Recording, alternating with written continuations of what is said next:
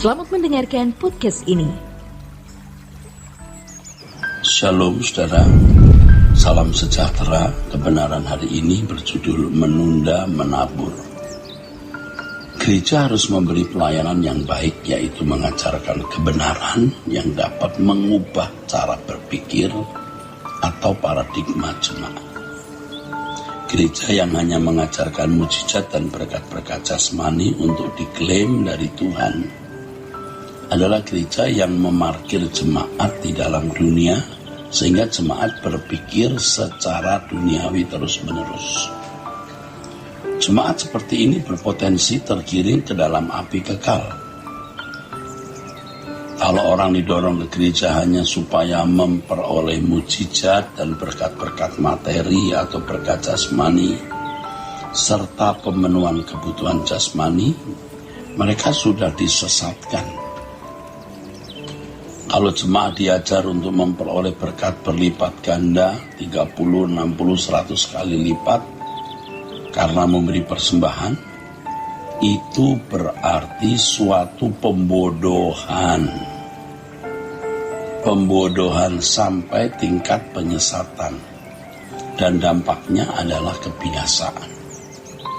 Pendeta dari gereja-gereja seperti itu merasa bahwa mereka sedang melayani Tuhan dengan memberkati jemaat dengan berkat jasmani yang menurut mereka sebagai kebutuhan utama.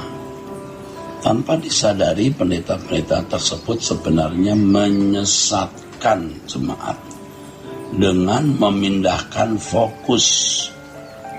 Seharusnya fokus jemaat itu ditujukan ke kerajaan Allah.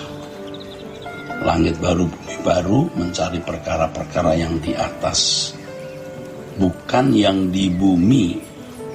Tetapi karena ajaran pemenuhan kebutuhan jasmani yang diutamakan, fokusnya disimpangkan.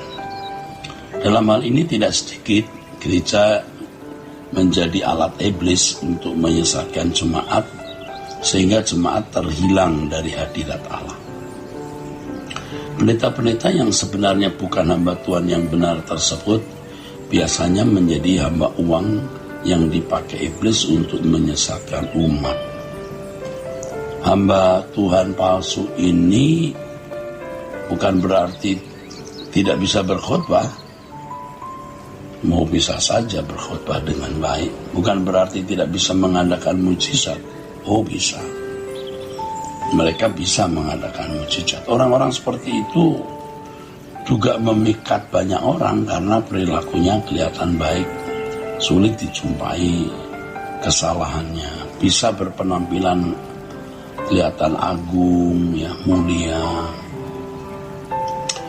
Tapi sebenarnya yang diajarkan itu bertentangan dengan apa yang diajarkan Tuhan Yesus. Ya, ini orang-orang yang tidak melakukan kehendak Bapa. Ingat ya, di Matius pasal 7 ayat 21 sampai 23 ada orang-orang yang ditolak walaupun sudah mengadakan banyak mujizat. Saudaraku, hal ini seharusnya tidak mengherankan. Sebab memang dari dulu penyesatan juga ada yang dari dalam. Setan bukan hanya bisa ada di luar gereja, melainkan juga bisa melingkar di mimbar gereja dan mengajarkan ajaran yang tidak membawa jemaat kepada Allah dan kerajaannya. Itulah sebabnya Paulus menasihati anak rohaninya Timotius agar mengawasi dirinya dan mengawasi pengajarannya. Oleh sebab itu pastinya setiap orang harus lebih memeriksa dirinya sendiri daripada menilai orang lain dan menghakimi. Gereja yang benar adalah gereja yang mendorong jemaat untuk mencari Tuhan saja, yaitu bagaimana hidup berkenan kepada Allah. Menjadi anak-anak kesukaan Allah yang melakukan kehendak Bapa. Gereja seperti ini pasti mengarahkan jemaat untuk fokus kepada langit baru dan bumi baru, yaitu rumah Bapa di surga, selalu menyadarkan jemaat untuk menghayati bahwa orang percaya berasal dari atas, bukan dari bumi. Dengan demikian orang percaya dapat menghayati bahwa dunia ini bukan rumahnya. Nah, ini baru namanya gereja yang membangun anggota keluarga kerajaan surga. Dalam hal ini gereja seharusnya kembali kepada maksud tujuan keselamatan. Ya, keselamatan diberikan bukan supaya manusia memiliki agama, tetapi supaya manusia dikembalikan ke rancangan Allah semula. Jadi fokus pelayanan gereja mestinya adalah perubahan jemaat. Perubahan kehidupan jemaat dari seorang yang berkodrat dosa menjadi manusia yang berkodrat ilahi. Selain gereja mengajarkan kebenaran, tentu saja para pelayan jemaat harus menjadi teladan bagaimana hidup seseorang yang telah dikembalikan ke rancangan Allah semula. Idealnya setiap pelayan jemaat bisa menunjukkan kehidupan Yesus. Seandainya Yesus hidup pada zaman sekarang, itulah cara hidupnya, itulah gaya hidupnya. Seharusnya orang percaya mengerti bahwa dalam kehidupan ini ada hukum atau tatanan yang tidak bisa dilanggar. Hukum itu adalah hukum tabur tuai. Kalau seseorang rajin bekerja, pada umumnya bisa atau pasti dapat memiliki harta lebih banyak. Tetapi orang malas tidak akan dapat dipercayai memiliki harta banyak, kecuali dengan cara-cara curang yang akhirnya akan membawa orang tersebut kepada kebinasaan. Orang percaya harus menjadi manusia yang bertanggung jawab dengan bekerja rajin, menjaga pola hidup yang baik agar memiliki kesehatan yang prima. Doa untuk memperoleh berkat jasmani dengan mudah, ini cara-cara yang salah. Ini membuat orang tidak bertanggung jawab. Doa untuk memperoleh berkat jasmani akan sia-sia kalau seseorang tidak bertanggung jawab. Ya, kalau seseorang tidak bertanggung jawab, Allah tidak akan memberkati. Sia-sia doa minta berkat jasmani, lah dirinya tidak bertanggung jawab.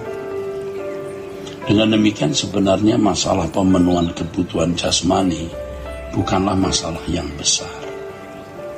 Masalah yang besar adalah bagaimana seseorang menjadi anak-anak Allah yang menyukakan hati Bapa atau hidup berkenan kepadanya.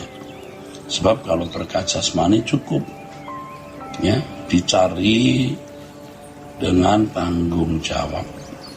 Inilah hari yang tersulit dalam kehidupan yang harus diutamakan atau dikedepankan. Inilah hari yang tersulit di dalam kehidupan, di mana seseorang harus benar-benar mengutamakan kerajaan Allah. Ya, dan ini mestinya menjadi agenda hidup kita satu-satunya. Nah, inilah hal yang tersulit maksudnya, ya. Hukum tabur tuai adalah hukum atau tatanan yang seharusnya menggetarkan jiwa kita. Bukan hanya manusia yang tunduk pada hukum ini, Allah sendiri konsekuen untuk menegakkannya. Dengan memahami hukum tabur tuai, seharusnya setiap orang percaya tidak menunda untuk menabur apa yang mendatangkan kemuliaan di kehidupan yang akan datang nanti. Hal ini tidak boleh ditunda, sebab penundaan merupakan hal yang sangat besar, bukan hal yang sederhana, akan disesali di kekekalan. Orang yang selalu menunda apa yang seharusnya dilakukan untuk Tuhan dan kerajaannya adalah orang yang tidak menyadari betapa dahsyatnya hukum tabur tuai ini. Ya, Tuhan memberkati saudara sekalian. Sola Gracia.